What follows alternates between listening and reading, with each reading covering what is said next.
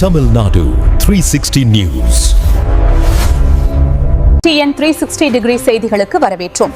இன்று உலக பல் மருத்துவர்கள் தினம் மற்றும் டாக்டர் அப்துல் காதர் அவர்களின் பங்களிப்பு பற்றி பார்க்கலாம். உங்கள் புன்னகை மட்டுமல்ல, உங்கள் ஆரோக்கியமும் உங்கள் பற்களில்தான் இருக்கிறது. உலக பல் மருத்துவ தினத்தை முன்னிட்டு நமது சேனலுக்கு பேட்டியளித்த பிரபல பல் மருத்துவர் டாக்டர் அப்துல் காதர் அவர்கள் பற்களின் முக்கியத்துவம் குறித்து பகிர்ந்து கொண்ட சிறப்பம்சங்கள். வணக்கம், நான் doctor Abdul Kadar, Sirkazhi MEIL great care ஹாஸ்பிட்டலிருந்து பேசுகிறேன். இன்னைக்கு மார்ச் 6 உலக பல் மருத்துவ தினத்தில் பல் சுகாதாரத்தை பற்றி நான் இன்னைக்கு உங்களுக்கு சில கருத்துக்களை சொல்கிறேன். இப்போ பல் ஆரோக்கியத்தை நம்ம எப்படி கடைப்பிடிக்கிறதுங்கிறத நான் சொல்கிறேன். இப்போ இவங்க எல்லாருக்குமே தெரியும், காலையில் எழுந்ததும் நம்ம முதல் வேலையாக பல்லு தான் வளர்க்குறோம். அது 90% ஆஃப் பீப்புள் தான் சரியான முறையானபடி நம்ம பல்லு வளர்க்குறது இல்லை.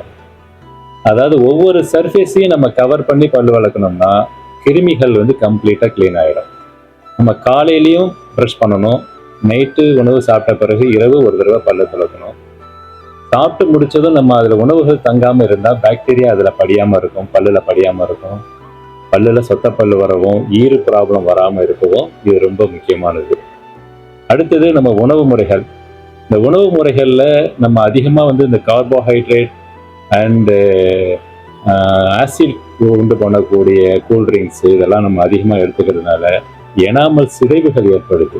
இந்த எனாமல் சிதைவுகளால் தான் அவங்களுக்கு சொத்தைகள் அதிகமாகி பல்லுடைய பல் வேர்க்கூழ் வீணாக போய் தான் பல் வலி உருவாகுது. இந்த பல் வலி உருவாகாமல் இருக்கிறதுக்கு நம்ம ஆரம்பத்திலேயே அதை சுத்தமாக வைக்கிறதன் மூலமாக நம்மளுடைய பல் ஆரோக்கியத்தை காப்பாற்றலாம். குழந்தைகளுக்கு பார்த்தீங்கன்னா பல்லு முளைச்சதுலேருந்தே நீங்கள் பல் சுத்தம் நீங்களே ப்ரஷ் பண்ண வச்சுறது நல்லது. ஆரம்பத்தில் குழந்தைங்க பண்ணாது, நம்ம தான் ஒரு சின்ன காட்டன் வச்சு அதை வைப் பண்ணி விடணும், அட்லீஸ்ட் தொடச்சி க்ளீனாக வச்சிடணும். அது முடிஞ்ச அளவுக்கு ப்ரஷிங் சின்ன கிட் ப்ரஷ் வச்சு தான் இருக்குது, அதை வச்சு ப்ரஷிங் பண்ணிங்கன்னா அந்த ஹேபிட் ஸ்டார்டிங்லேருந்தே குழந்தைங்களுக்கு வந்துடும்.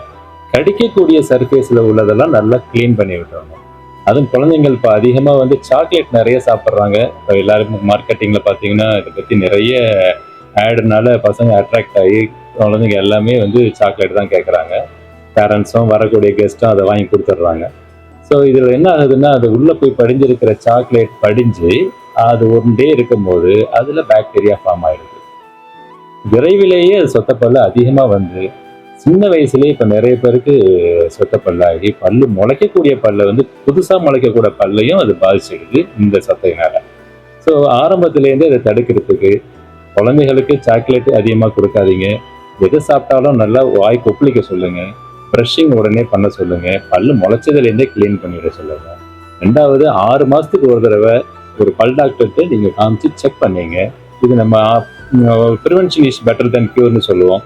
இப்போ வலி கஷ்டப்பட்டு அதுக்கப்புறம் ட்ரீட்மெண்ட் பண்ணுறதை விட நம்ம ஆரம்பத்திலேயே நம்ம அதை தடுத்துக்கிறது நல்லது. இந்த உலக சுகாதார தினத்தில் நம்ம மெயினாக சொல்ல வர்றது வாய் சுகாதாரம் எவ்வளோ முக்கியம் அப்படிங்கிறத நீங்கள் தெரிஞ்சுக்கணும். இப்போது எல்லா வியாதிக்கும் நமக்கு காரணம் வாய் வழியாக தான் உள்ளே போகுது. எல்லா உணவுகள் நமக்கு கிடைக்கக்கூடிய சக்தி கிடைக்கிறதும் வாய் வழியாக தான் கொடுக்குறோம். வியாதிகளை உருவாக்குறதும் இந்த வாய் வழியாக தான் உள்ளே போகுது. எப்படின்னா, இப்போ உணவுகள் போய் உள்ள தங்குது, அந்த தங்கின உணவுகளை நம்ம மறுபடி சரியாக க்ளீன் பண்ணாமல் அப்படியே முழுங்குறது மூலமாக கிருமிகளையும் சேர்த்து நம்ம விழுங்குறோம். ஸோ இந்த கிருமிகள் வாய்க்கு சொத்தப்பல்லு மட்டும் இல்லாமல் வயிற்று புண்ணு, வயிற்றில் உள்ள பூச்சிகள், இதை போல் வயிறில் ஏற்படக்கூடிய பல ப்ராப்ளத்துக்கு வாயில் உள்ள கிருமிகள் மிக காரணமாக இருக்குது. இது மட்டும் இல்லை, சில பேருக்கு இந்த ஹார்ட் ப்ராப்ளம் வர்றதுக்கு வாயில் இருக்கக்கூடிய ஒரு முக்கியமான கிருமிகள் ஹார்ட்டில் எண்டோகார்டைட்டிஸ்ங்கிற ஒரு இன்ஃபெக்ஷனை உண்டு பண்ணுது. ஸோ இது நிறைய பேருக்கு தெரியறதில்லை. அவங்க ஹார்ட் ப்ராப்ளம் மட்டும்னு நினச்சிட்டு ஹார்ட்டையே பார்த்துட்டு இருப்பாங்க.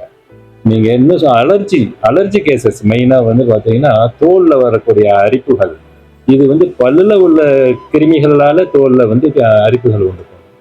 ஸோ இது வாய் கிருமிகளால் ஏற்படக்கூடிய உடல் வியாதிகள் ரொம்ப அதிகம்.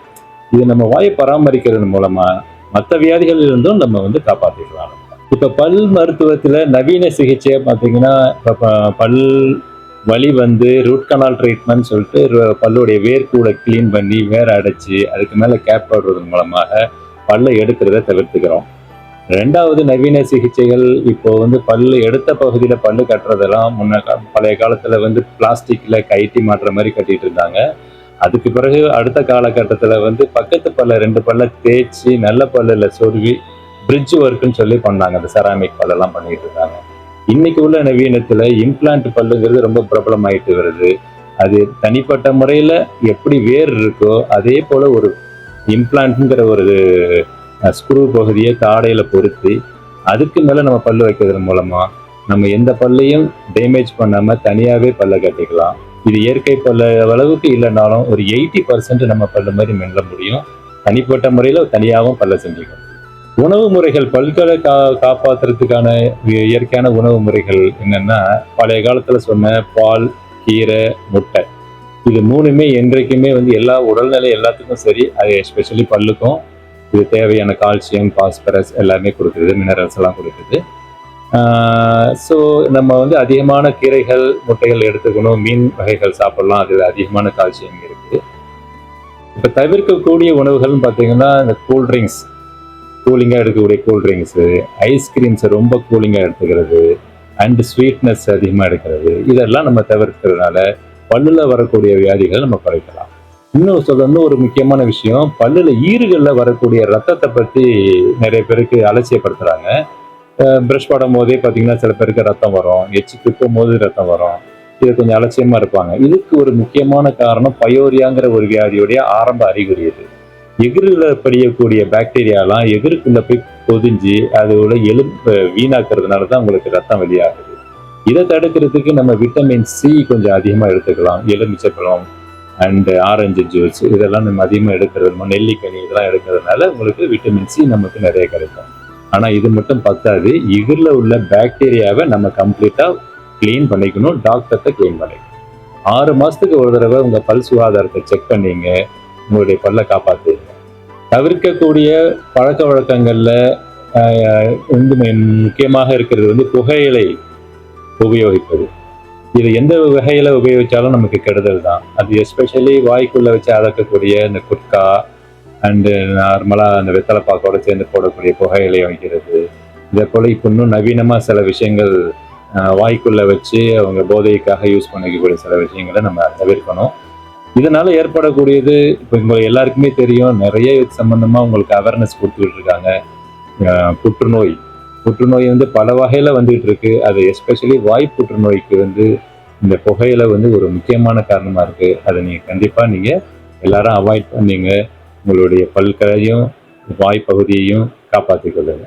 அந்த காலத்தில் சொல்லுவாங்க, பல்லு போனால் சொல்லு போச்சு அப்படின்னு. ஸோ நம்ம பல்களை வந்து நம்ம காப்பாற்றுறதன் மூலமாக நம்மளுடைய வார்த்தைகளையும் சரி, நம்மளுடைய ஆரோக்கியத்தையும் நம்ம காப்பாற்றிக்கலாம். நம்மளுடைய வாய் தான் நமக்கு நுழைவாயில். நான் ஏற்கனவே சொல்லியிருந்தேன். இந்த நுழைவாயிலை நம்ம வந்து சுகாதாரமாக வச்சுக்கிறது மூலமாக நம்மளுடைய உடலை ஆரோக்கியமாக வச்சுக்கலாம், நம்ம இதயத்தை ஆரோக்கியமாக வச்சுக்கலாம். ஸோ நம்மளுடைய பல்களை வந்து வெறும் சிரிப்புக்காக மட்டும் அல்ல, ஆரோக்கியத்துக்காகவும் இதை நீங்கள் சுத்தமாக வச்சுக்கணும்னு நான் இந்த நாளில் நான் உங்கள்கிட்ட சொல்லிக்கிறேன். எல்லாருக்கும் இந்த உலக பல் சுகாதார தினத்தினுடைய வாழ்த்துக்கள். தேங்க்யூ. பல் துலக்கு இருவேளை, அது பயன் தரும் பல வேளை. இனிப்பு உண்டபின் கொப்பளி, அது இதயம் காக்கும் நல்வழி. 6 மாதம் ஒரு முறை நீ அணுகுவாய். பல் மருத்துவரை தமிழ்நாடு 360 செய்தி சேனலின் இனிய பல் மருத்துவர் தின வாழ்த்துக்கள்.